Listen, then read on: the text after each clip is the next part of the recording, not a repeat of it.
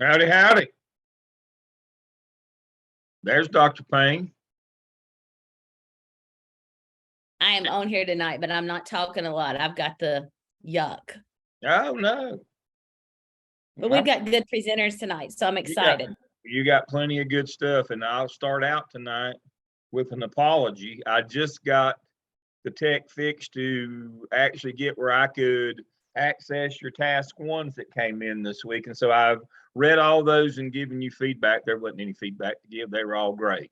So Marcia and Savannah and Alex and who else just came in? Heather.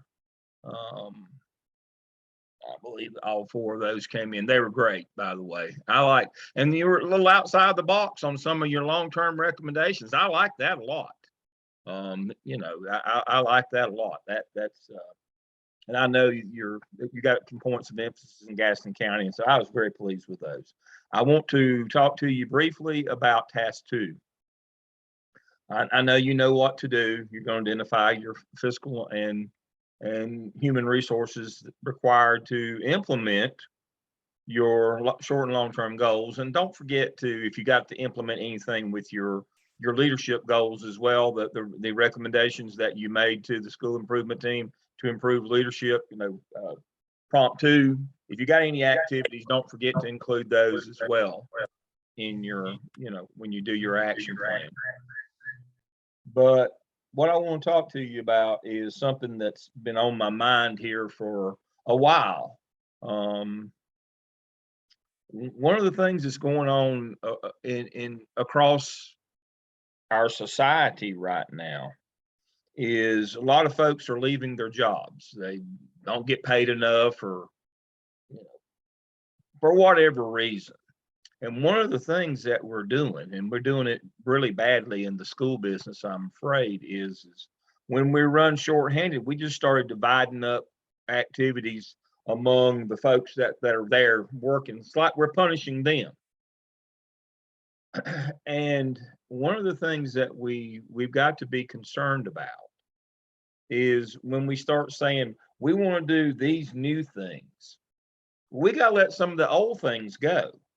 But when we're talking about we want to do these new things, we've got to be realistic in how much. Just because people are already hired doesn't mean that it's not taking resources to do these new things. We've got to be realistic in this is going to take somebody, and that somebody say it's Laura. It's going to take her 6 hours a week to do this, or it's going to take Megan 2 hours. We've got to be realistic in that, because that has to be a part of the discussion, the decision-making process as to whether we're going to go with this or not.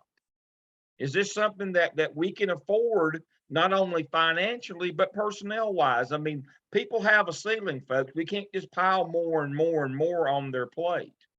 And we got to be realistic about this is how much it's going to take to do this in terms of human resources. Now, is this too much?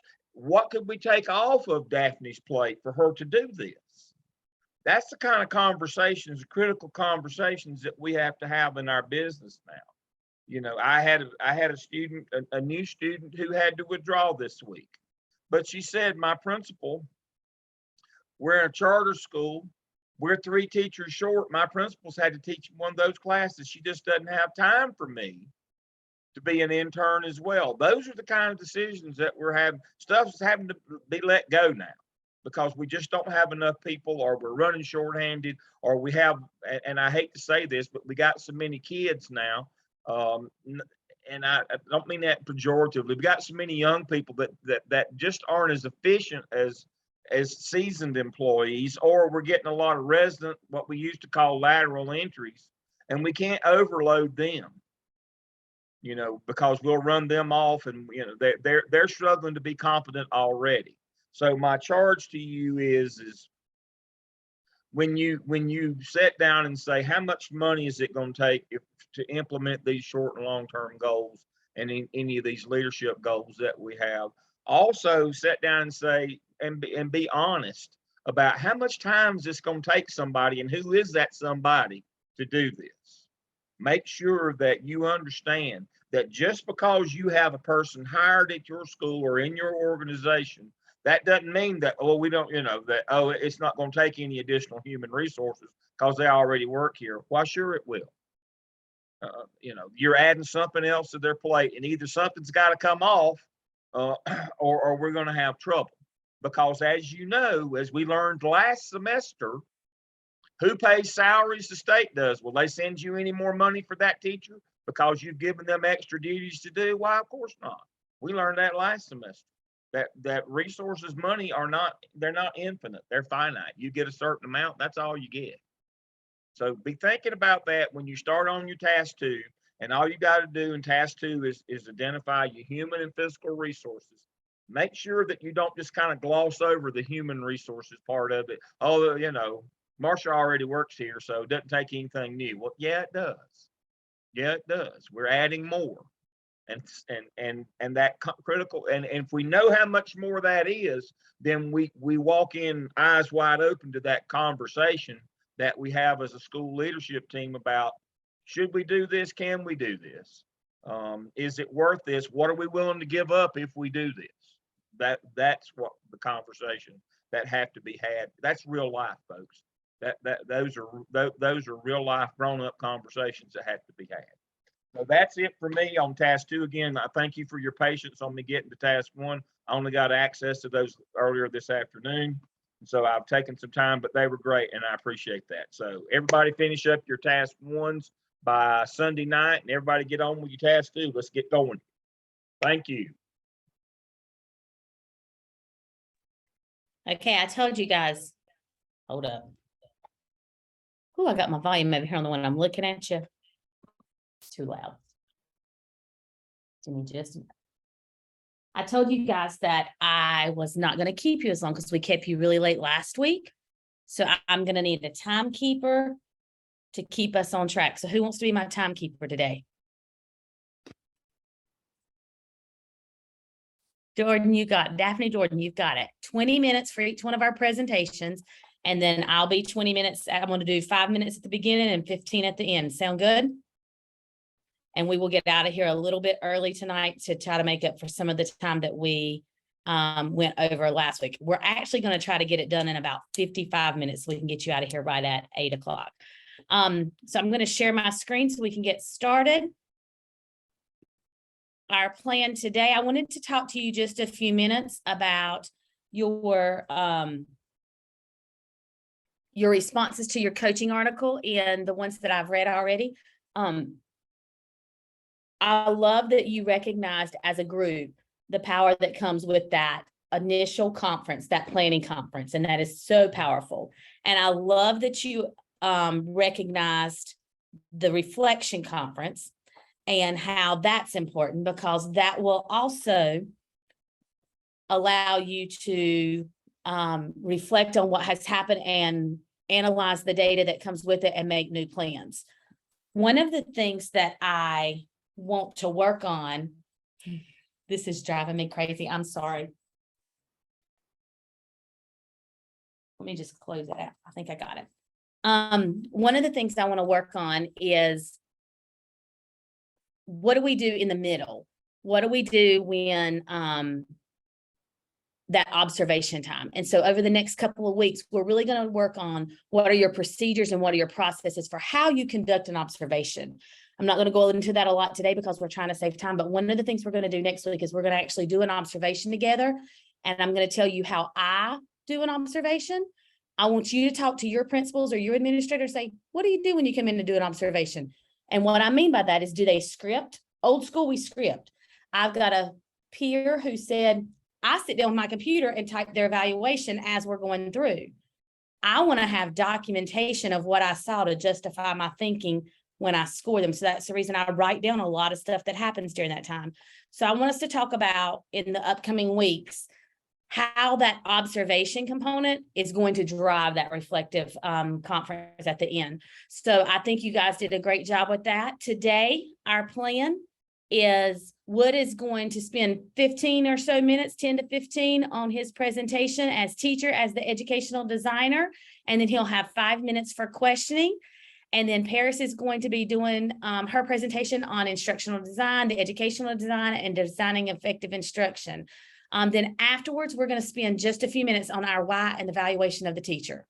Okay, I'm going to quit sharing my screen and turn it over to Wood.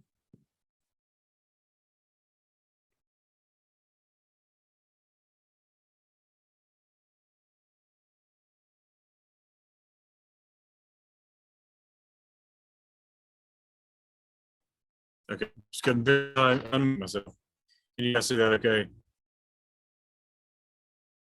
No, It hasn't pulled up yet. It's still just saying you've started sharing. okay. Here.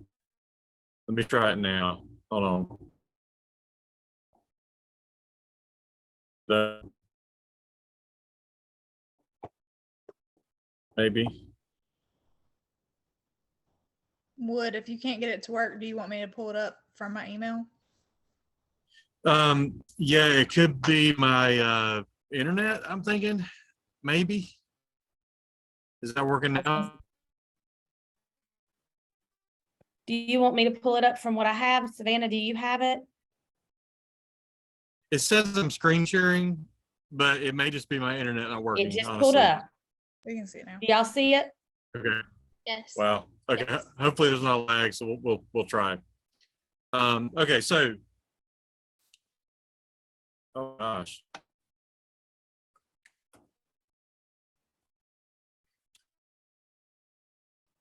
Sorry, y'all. All right, here we go. Here we go. All right. So this is chapter 1. So I have this. I struggled a little bit about how to present this. It wasn't like a teaching model in itself, but then I realized, hey, I can frame this as a staff meeting. So that's exactly what I'm going to do. And so you can kind of imagine yourselves as teachers in a staff meeting.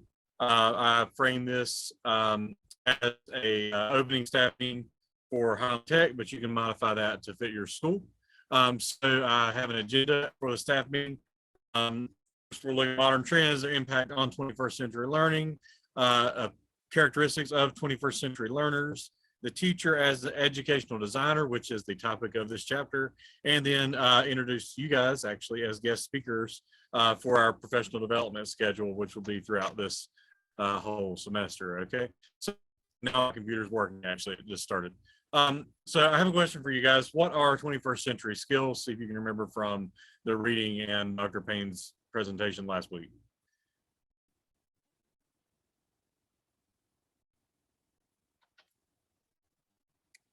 You guys give me one example of a 21st century skill.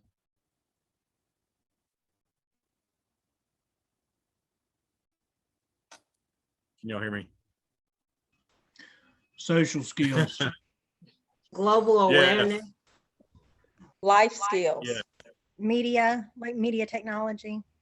Creativity. Okay.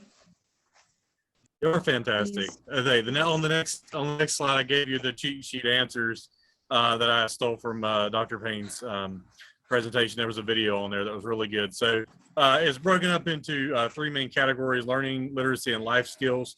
And then those are further broken into various individual skills. So I won't read those off to you since we're pressed for time, but I think those are helpful to define just right off the bat, as these are the things that we're going to be focusing on integrating intentionally into our lesson design this semester.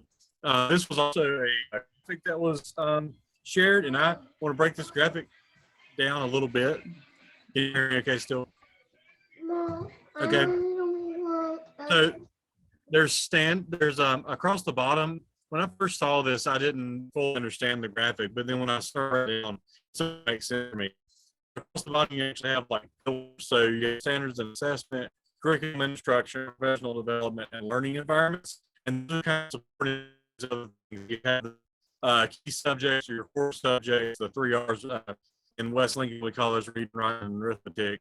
And then we have our 21st century themes in there as well. And then around it, you have the 4 C's, which are different from Gaston County's 4 C's or Dr. Booker's 4 C's, right? So I kind of not remember those, but critical thinking, communication, collaboration, and creativity there. Then on the left, you have life and career skills and information, media, and technology skills. So all of these things come together and form the 21st century student. So why is change necessary? Why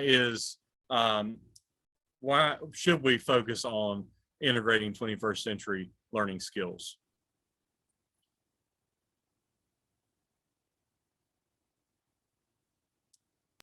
Learners are more diverse in nature.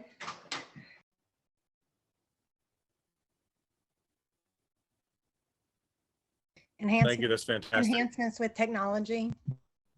Yeah, 100%. We have to adapt to the new age, that we're living in. So we have to make sure our students are ready. Absolutely. Those are all great. Actually, I think we hit on a lot of those. So digital technologies, I know, was one. Those were really good. Increased access to information. I think those are the 5 trends that they identified in the chapter, but those are all really, really good. Equity, accountability, globalization, and increased access to information are the 5 trends that they identified. So the digital technologies, I think, is a big one, and these are constantly changing, and our concepts of what is life and community and interaction with people, those are constantly changing, and they are living in an environment of a digital environment all the time, and the rate of change is increasing, and it's almost exponential. So our practices need to be adaptable and change with this. So an example I happen to think of is now we're all one-to-one. We have Chromebooks in our classrooms, and we can think about how this has transformed our teaching. I remember when I first became a teacher, we had to reserve the Chrome cart and we had to move that around, and it was a special lesson that we designed. But now it's just almost guaranteed that we have Chromebooks in our rooms, and so that how much that has changed how I have to lesson plan on the day basis. So also increased access to information. It mentions a digital divide. I don't know if it uses the word. I don't think it does. But it mentions the digital divide, that some students do still have limited access to digital resources. So, for example, my internet out here is not great out in West Lincoln. There's the library is actually the local library actually gives out hotspots because there's just not a lot of infrastructure out here to support internet. And that's actually what I'm on right now while our house is being built. But which is crazy, but a lot of our students just don't have access at home to some of the things that we take for granted. So I just thought it was interesting the way that the book phrased that. There's also convenience and quantity versus relevance and quality. So a lot of our students just kind of Google an answer, and the first thing that comes up is what they trust and what they believe, is the authority on the source, which that may not necessarily be the case. So we need to teach our students to be discerning and intentionally selective of the online resources. So how do you teach that? How do you integrate that into your lesson design? Globalization is another one. So increase diversity in the classrooms. Charlene, I know you've mentioned that. I believe you mentioned that a second ago. So that is a really big one. We are teaching to a very diverse audience. And I think that is a huge bonus. So we're bringing lots of different voices, lots of different, just totally lost my train of thought. Opinions and different things into points of view. We're bringing lots of different points of view to the table when we have these discussions. So it's really enriching. But we need to think about that diversity when we're planning these lessons. So it has also changed jobs. Certain jobs that are around, like manufacturing, textiles. Those are not necessarily here anymore. So we need to be thinking about our kids are going to be competing globally, and we need them to be ready when it comes time for them to move on past high school.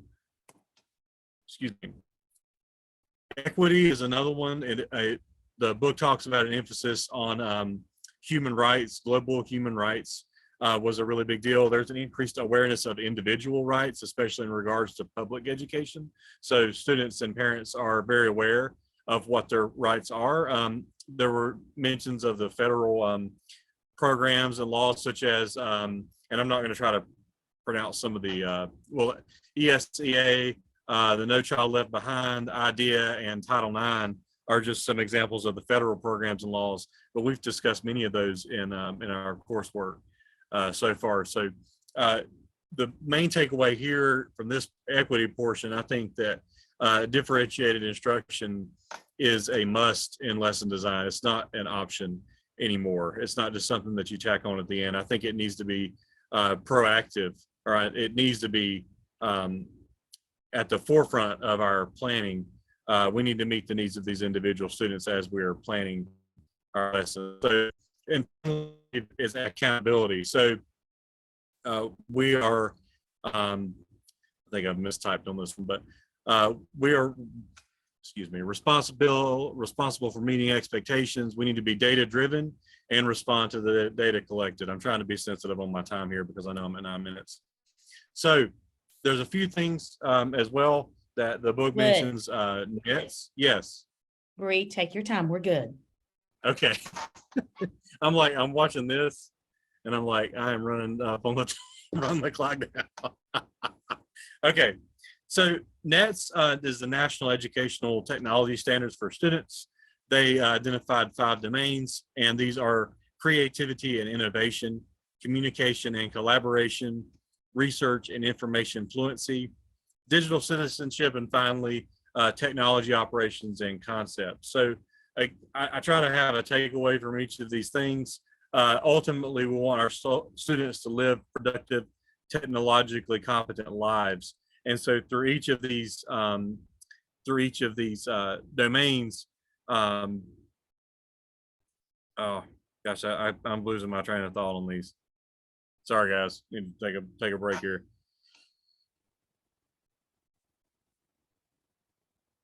All right.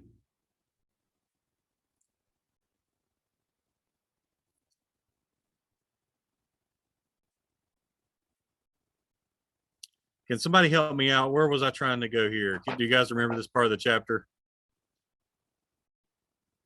5 domains that students must know and do to be successful in 21st century. It's like the digital learning competencies essentially is kind of what you're looking at here, I guess. Yes. Thank you. I'm so sorry, y'all. I appreciate it. Thank you. And all right. Woods is also to prepare them for 21st century jobs that are available. So we're preparing them with that skill set to take jobs on that are now available. Yeah, thank you all. I know that was meant to be, all of these were meant to tie into this one here. Like all of those were meant to, with the jobs and with yeah, absolutely. So these students to be prepared for the 21st century. And I skipped over a question earlier is, how do we define the 21st century? Do we define it as the year 2000 onwards? And I kind of challenge that fact a little bit. I think it really starts with the digital revolution, and the fact that change is accelerating so much, and education is tending to lag behind, and I think we need to change that, and we need to move proactively and really be intentional about how we integrate technology in these 21st century skills into our lesson design. So this is revised Bloom's. I won't dig into this too much because I know that many of us are very familiar with this. I like this little chart here because it does show us that you can have factual knowledge and and be on the analysis dimension, and that you can be metacognitive, but only be on like the memorization here. So when you are planning lessons, when you're designing your lessons, think about where you are in Bloom's taxonomy. We don't always have to be metacognitively, creating things. There's memorizing facts is important as well. But we don't need to just stay there all the time. We need to start checking some of these boxes and be moving around this grid So I think it would be really neat to have a copy of this and just kind of check off where do you think you're hitting in each of your lessons. Does this lesson is it am I asking my students to understand concepts in this lesson? Am I asking them to apply the concepts, or am I really just having them memorize things? How far are we asking them to go in this? I just think that would be neat practice if we don't already do that. So characteristics of 21st century learners, they're individuals.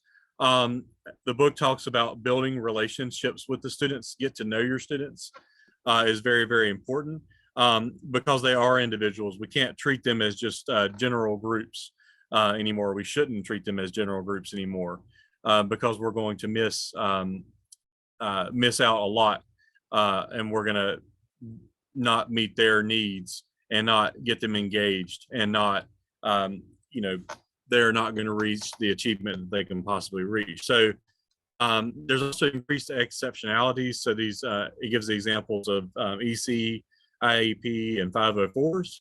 And why might some of those be? Do you all remember why the book says, or why do you guys think that there may be those increased identifications of exceptionalities?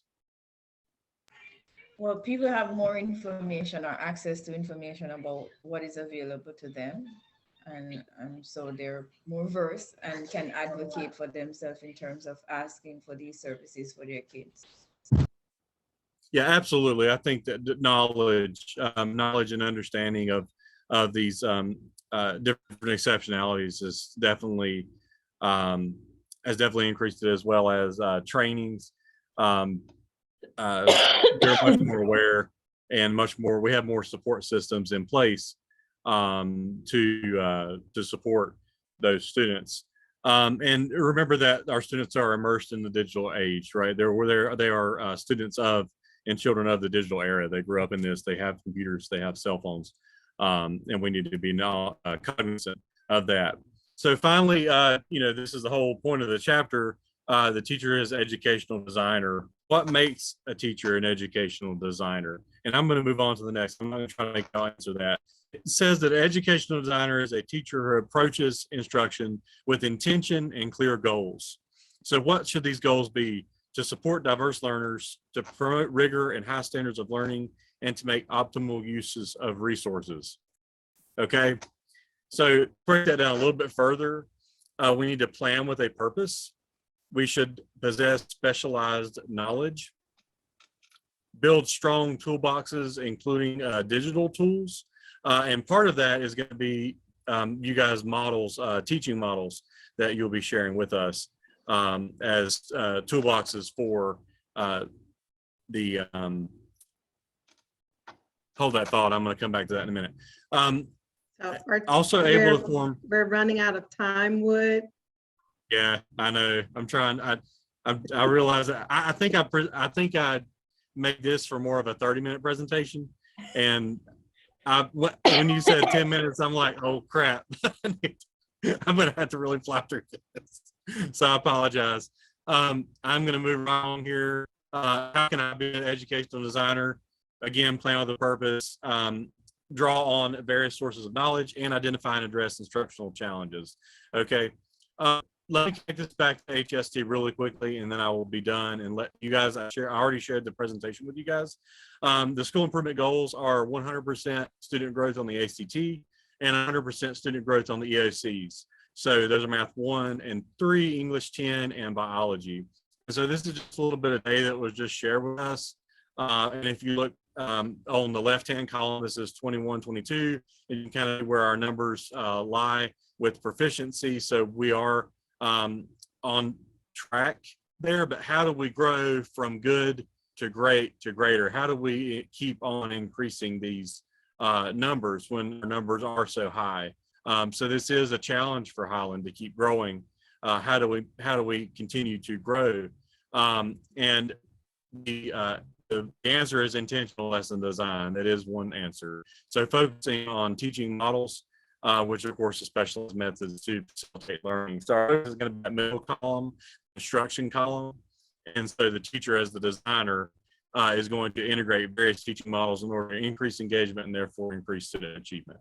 So I'm going to end there because I know we're pressed for time. And thank y'all for bearing with me on my hour-and-a-half presentation in, how long was that? 18 minutes. Does anybody I'm have done. questions for Wood?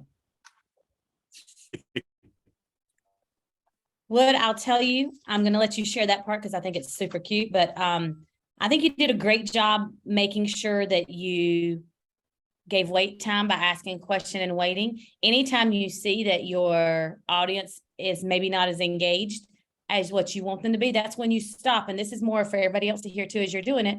That's when you stop and ask additional questions. And I'm talking about not the content right now as much as just when you're presenting different things.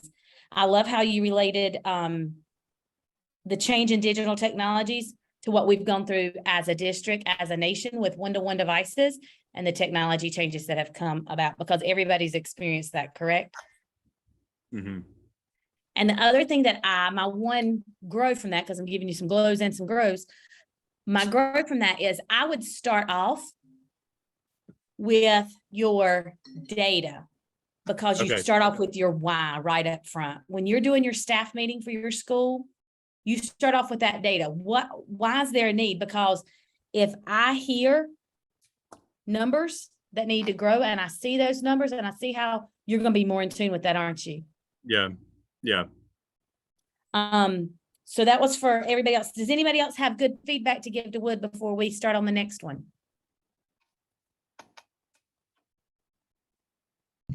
Good job for being brave and going first, Wood. Thank y'all for sitting through that.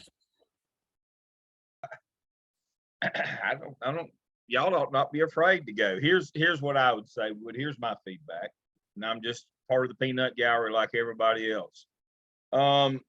There's a document that's probably in your shell from last semester under interviewing materials. 6 steps to implement 21st century skills. I would say,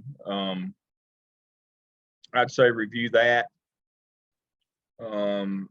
and make sure that you incorporate that into any presentation that you would do, because there's going to be some wise guy in the back, probably me, that's going to say, that's all well and good, but how are we going to do that? You know, I'm an operational person. Remember the story about attaching the antenna to the chimney? My wife said, do you not know how to do that? Yes, I do. Do you have the tools? I certainly do. Do you have the materials? I certainly do. She said, well, why don't you attach the antenna to the chimney? I said, I don't know how to get up on the roof. I need to know the steps. I need to know the how-tos. That's always, anytime that you're trying to convince somebody to do something new or different or better in the school business, you always going to have the operational people. I guess, you can call us whatever, at least we're the end of the horse that don't eat. But you're always going to have, the operational people who are going to want to know how we're going to do that. So that has to be a part of it. We have to be very intentional about this is how we're going to do that. No, that's enough for me. Thank you. Good presentation. So Would take one more minute and show the very last couple of slides, because that's your how-to that he's talking about. How are we going to accomplish this year?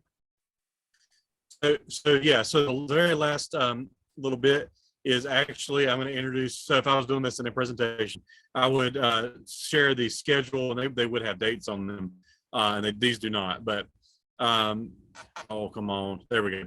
So these are our guest speakers, professional development schedule, and it turns out you guys are fully and the sessions are full up. But Paris is going to be introducing instructional design, educational design, and designing effective instruction. Paris is also the EA elementary. My computer is going crazy right now. I apologize for that. PD instructional tools for educational designers. Monica Scherer, Monica is the AP at Robinson Elementary. So I promoted everybody, by the way, or most folks. Alex is going to present on classroom-based assessment. And, present on direct instruction. Angie's going to present a very interesting sounding title. And then Daphne's present development. Session You're number coming in 8 and out, was Wood. Shane and inductive model. And then, yeah, it's really bad. Hold on. If you just flip through and show us the pictures, that'll be fine. I think what you were saying to me was that by introducing your PD schedule at your opening meeting, you will be able to show them that this is going to be the focus each month of a new instructional model that you're going to be implementing in your building so that they have the opportunity to design lessons that will meet the needs of all learners with the goal that they begin to use these interchangeably throughout their day. So I think that's a good plan. Look at that sweet baby. And then I do think giving them that schedule ahead of time and letting them know how you are planning to implement will only make things much more clear for those people, for those teachers. Thank you, Okay. Dr. Payne, for explaining that. Yeah, thank you.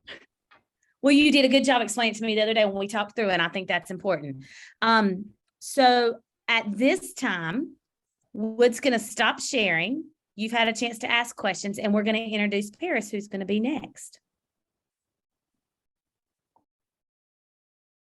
Before she starts, how much time should I be looking at? Wave at her at about the 15 to 18 minute mark, and we'll do 2 minutes of questions, and then I will close up very quickly. All right.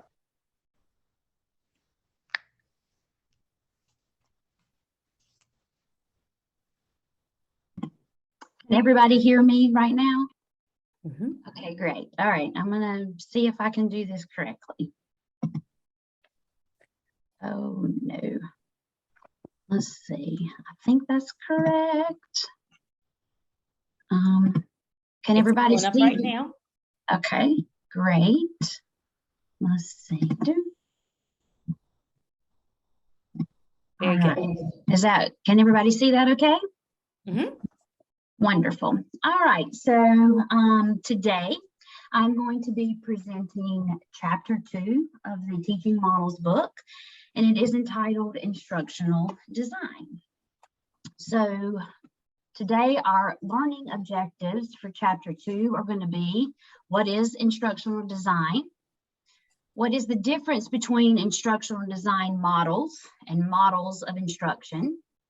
Why would teachers use the instructional design process? How would teachers benefit from using the instructional design process? And then how do teachers apply the instructional design process when planning instruction? So by responding out loud with just a few words, what comes to mind when you hear instructional designer? Just any random words that come to mind when you hear instructional designer. Teacher. Planning. Systematic Differentiation. thinking. Intentional. Mhm. Creating. Facilitating. Learner outcome. All right, those are all great responses, and those were some of mine as well. Mine was teaching and creativity and planning. That's what comes to my mind when I think of instructional designer. So let's see if all of those words are what an instructional designer actually is, and take a look at what instructional design actually is. So instructional design is a systematic and scientific approach for designing instruction and creating instructional materials. The origins of the instructional design process were developed with funding from the U.S. Department of Defense and date back to World War II. The military employed psychologists and educators to develop effective planning methods for training for numerous positions such as tank builders or plane navigators, and even preparing officers for battle. So what does an instructional designer actually do? They apply scientific principles and discoveries to promote learning.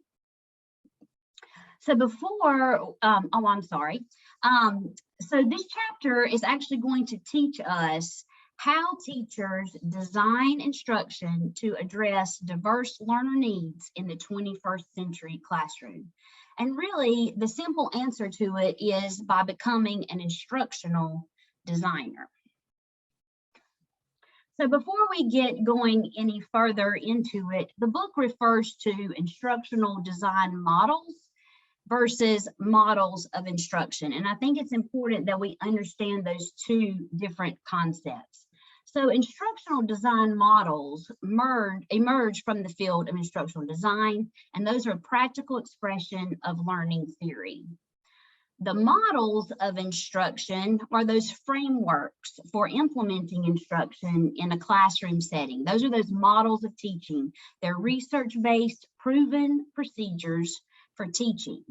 And these are the 10 models of instruction that we will be going through throughout the whole semester that each one of you will be presenting on. So when it comes to instructional planning, what are the most difficult parts of planning for instruction? Who would like to share out? What are some challenges that you have for the actual planning for instruction? Meeting the needs of all learners. Okay. Anyone else? Staying on pacing. Yeah. Deciding on resources. Yeah, I think finding resources, occasionally finding resources that actually are teaching your standards. I was going to say standards, ensuring the standards are met. Okay, great. I know for me, with my planning, there is just an abundance of resources out there, and I have a hard time focusing in on, I love it all. So I want to incorporate it all. And we all know that we just don't have the time to be able to share all the available resources. So it would seem that using a systematic process that identifies student needs would direct all instructional decisions. But research suggests that that's not always the case. Most teachers plan instruction around materials, activities, and objectives.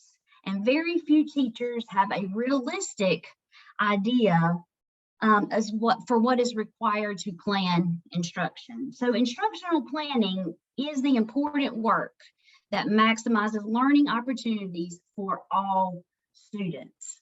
And as the number and variety of instructional methods and materials has expanded, the mindset and the skill set of successful teachers must expand as well.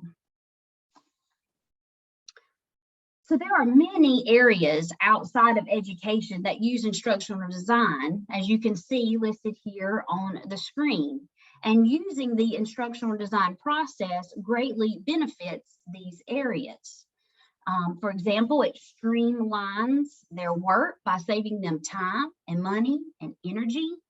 It focuses the designer on product goals. It creates order and logic through a systematic process. It also incorporates specialized instruments and makes the creative experience more enjoyable. It ensures that the product is being created for specific and clear goals and purposes. And finally, if you're using an instructional design process, it allows you time to change and modify through that process if you need to, if something's not working. And then it always has the end product tailored to the needs of the goal. So all of these reasons why instructional designers use instructional design process are reasons why educators need to use the instructional design process as well when planning their instruction. So teachers should use an instructional design process because a more systematic thinking and specialized processes will be crucial to your ability as a teacher to meet the challenges of teaching in the 21st century. We've already learned that digital technologies Access to information, globalization, equity, and accountability are the challenges of 21st century teaching, and that students learning in the 21st century are, we're treating them as individuals and doing individualized instruction. They are identified with exceptionalities, and they're growing up in the digital era. So existing approaches to instruction may not continue to achieve the same results. So therefore, teachers must become instructional designers when planning instruction.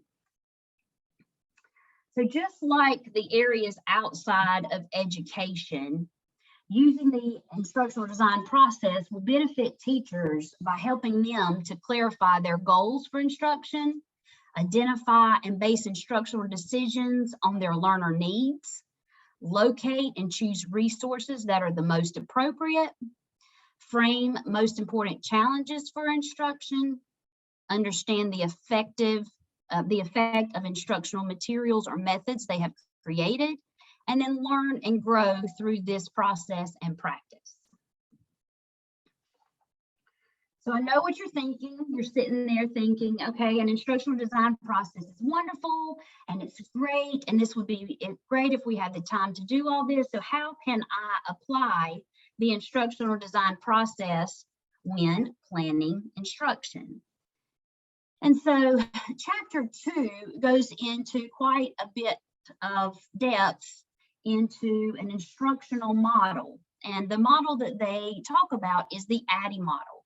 It is an acronym for analyze, design, develop, to implement, and to evaluate. So it is one of the most widely used instructional design models, and each phase has a purpose and is focused on specific outcomes as its name suggests. It provides an organized and strategic plan for instructional design. And so I have a very short video here that kind of talks about the process a little bit more in depth that I would like to share with you.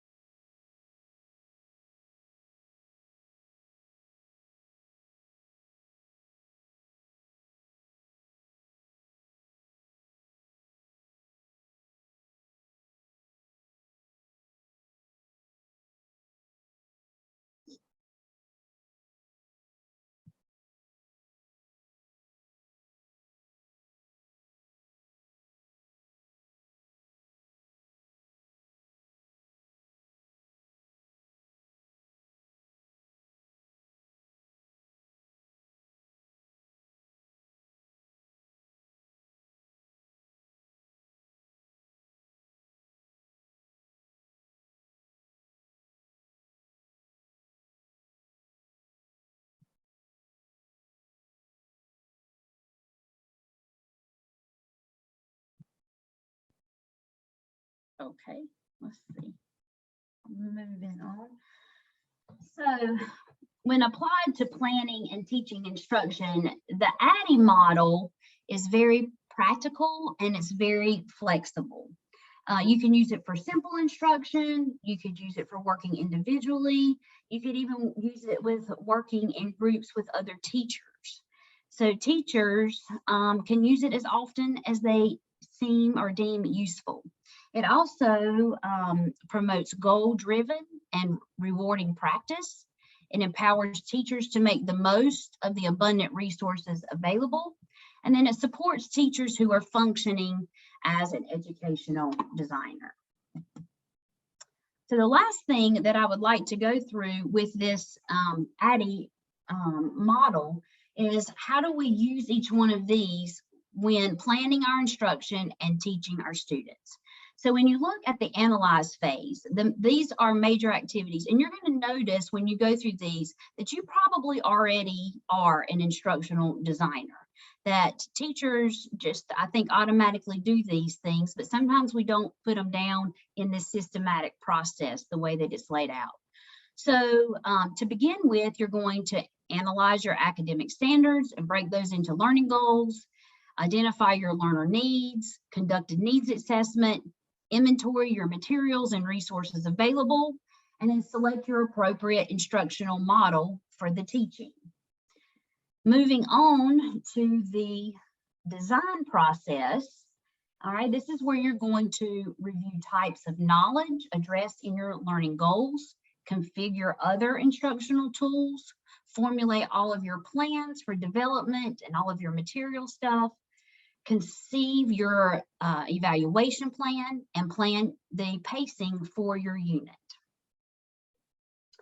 In the developmental phase, this is where you're actually going to create your lesson plans, develop your evaluation plan, and produce any of those instructional materials or resources that you need for your instruction. With the implementation phase, this is where you actually do the teaching. You're going to implement all of those instructional materials that you've developed, and then you're going to implement your evaluation plan after you have taught your unit. And then, of course, the evaluation is where you are assessing and analyzing that data from your evaluation plan. You're determining if your students grew, did they succeed, and then do you need to go back and make any modifications at that time, maybe reteach, maybe rethink some things. So that is the ADDIE process in the 5 categories as far as breaking it down and how you would use that to plan your instruction. So in summary for chapter 2, traditional methods of designing instruction are no longer adequate to support the 21st century diverse learner. Teachers must think like educational designers and use a design approach to instructional planning. The instructional design approaches, such as the ADDIE, allow teachers to optimize their use of instructional models, and it promotes more rewarding and productive practice. So just to kind of break things up a bit, if you would please, either on your phone, if you have the app, or you can open a new tab, I would like for you to go to kahoot.it, and we'll do a very, very quick recap with Kahoot. Can y'all still see that?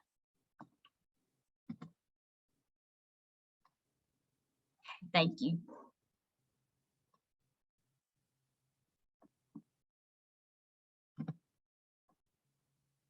All right, and there is, I was thinking about it.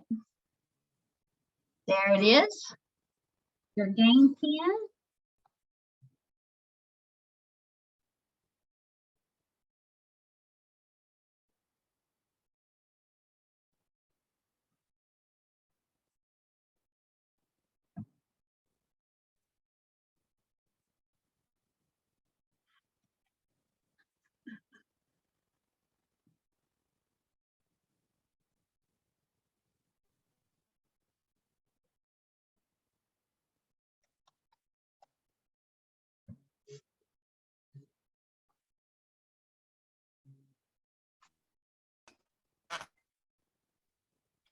Paris, my internet's lagging too bad, so I'm not going to try to jump on, okay? But I'm No gonna watch. worries. Okay. No worries. All right, is that everybody who can get on? I can't really see everybody, so I'm gonna go with these 12, if that's good with everybody. Good luck to everybody.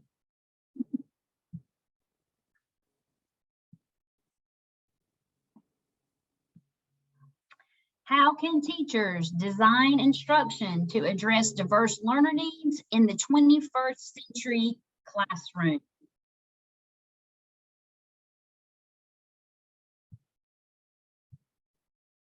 Awesome. Yes, by becoming an instructional designer. Megan's in the lead. Instructional design dates back to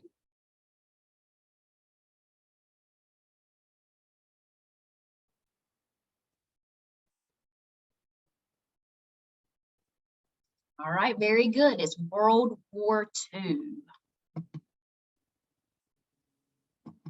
All right, true or false? ADDIE stands for analyze, design, develop, implement, and evaluate. Awesome, that was true. Oh, Daphne's on fire. True or false? Traditional methods of designing instruction are no longer adequate to support the 21st century diverse learner.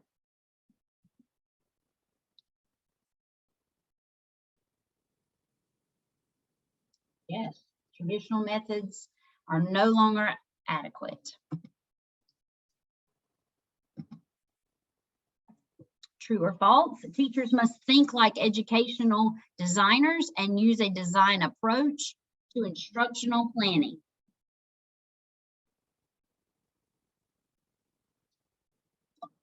Excellent. Yes, we must be educational designers. And the last question, instructional design approaches such as ADDIE allow teachers to optimize their use of instructional models. Yes, very good.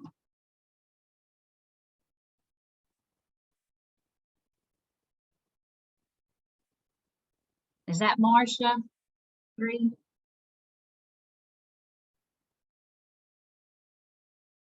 Okay, good job, Megan.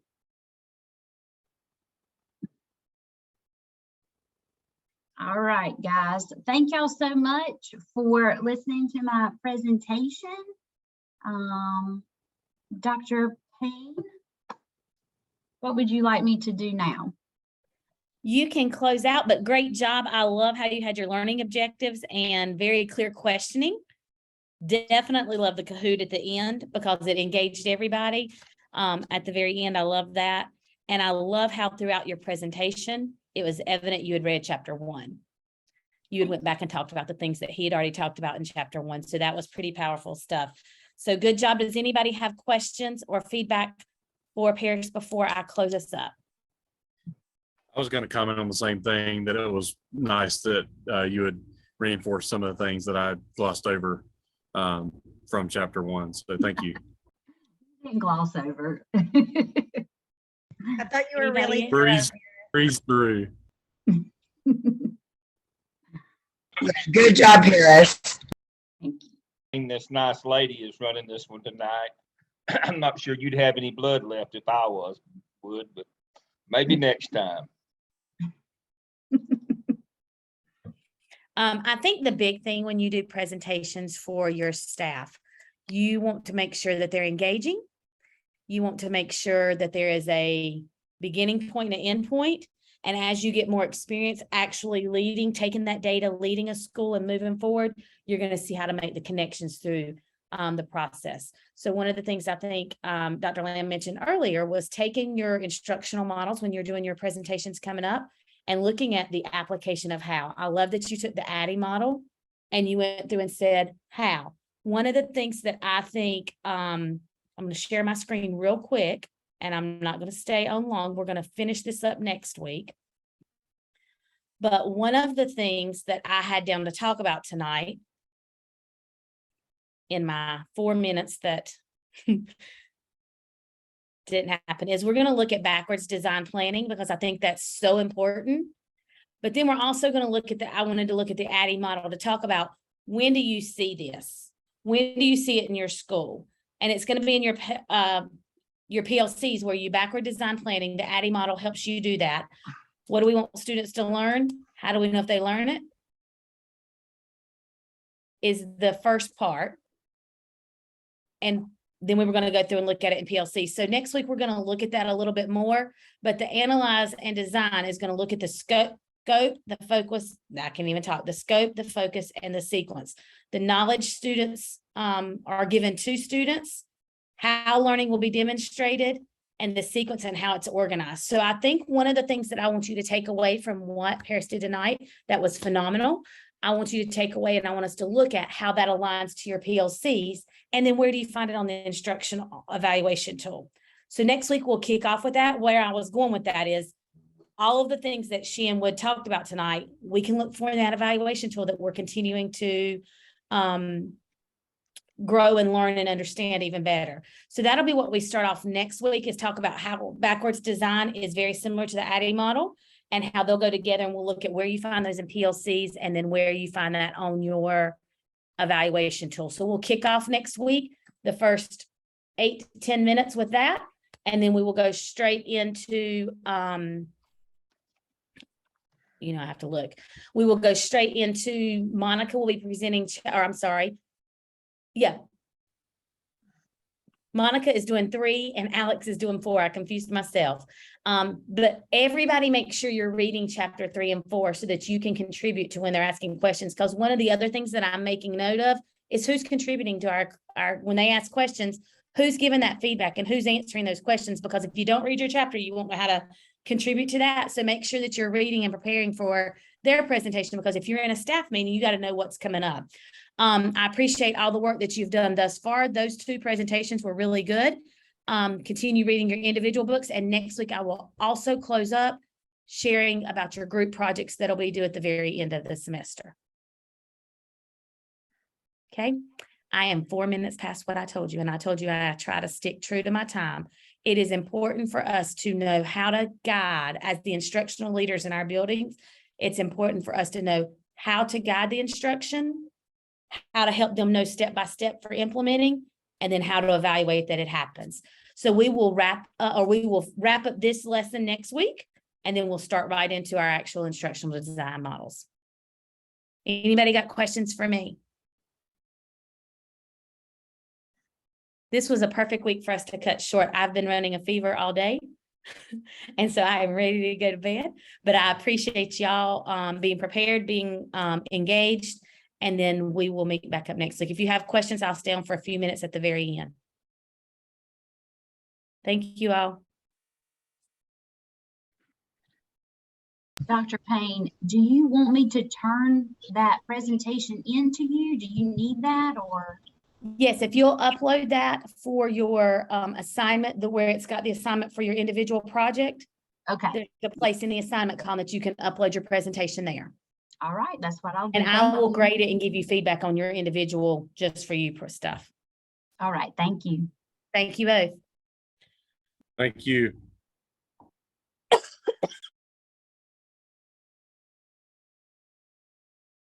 Sorry about that. Sorry, I flipped out when you said 15 minutes or whatever it was. I was like, oh my goodness. So everything went out the door. But listen to me. One of the things you will learn is that you will go into every presentation that you do in school having more to say than not to say.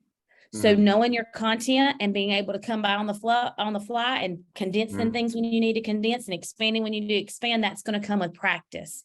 Yeah. So looking at when you plan, you'll always plan for more than what you need. And you want to make sure that you cover it thoroughly. The real feedback I would give you on that is don't start rushing to skip through, but that comes with experience. Yeah, right. I love that you didn't read your slides. You talked through them. So it showed me you knew the knowledge there. I knew where you were going with it because you had talked to me through it the other day. So I knew exactly where you were going, but I think you have to it's okay to take the time to ask those questions. And it might Yeah. be that one of the things I can tell you that I didn't do a good job on is tell you don't need to cover every single component of that chapter. You need to synthesize it and pull out the important things. But I love how you use data.